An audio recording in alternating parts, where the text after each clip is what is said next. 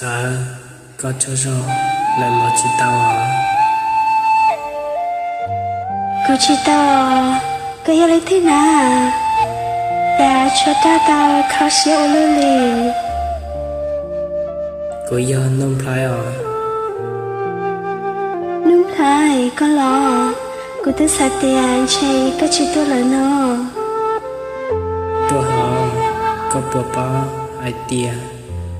Chọn tôi dù của Lucia có đôi thì tôi ăn thiệt có xứ có bố bó tia cũng do có bảo lý chán à. Thế lo, đúng thôi. Cô lo cho các cơ. Chọn tôi dù chạy kiện chỗ. Sẽ bố bỏ các tôi xứ tiền. Nó cô xa tia chơi cụ thiên cho có xứ có gì chỉ cho cụ nó.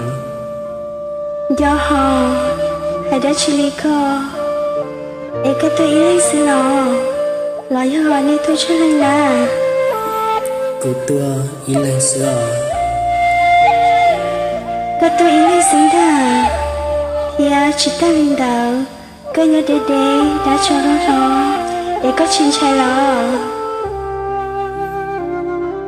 cụ chỉ cho cán trai đã chỉ liệu vì tiệc cụ xa bỏ có hàng các lũ cụ bảo lý con ta dạ hai tiệc cho cái lưu sư cho cụ yếu mô cho xìa đâu có lò cụ yếu mô tao lo nhớ lý mà có mù có giờ chủ tôi xóa mà nè dạ hai cho khó cụ lưu thiên cho có danh lưu có cơ hậu cụ lưu xìa chữ tiếp chỉ vì cụ yếu cụ nhẹ cụ chỉ lên tung sang chỉ chờ lý lưu xìa xa vì cụ mơ ba cụ nhẹ cụ chỉ vật liệu tế thia nó nhớ lý nó có một cái trước mò có mà trả tôi nè giờ chơi cụ yếu một lý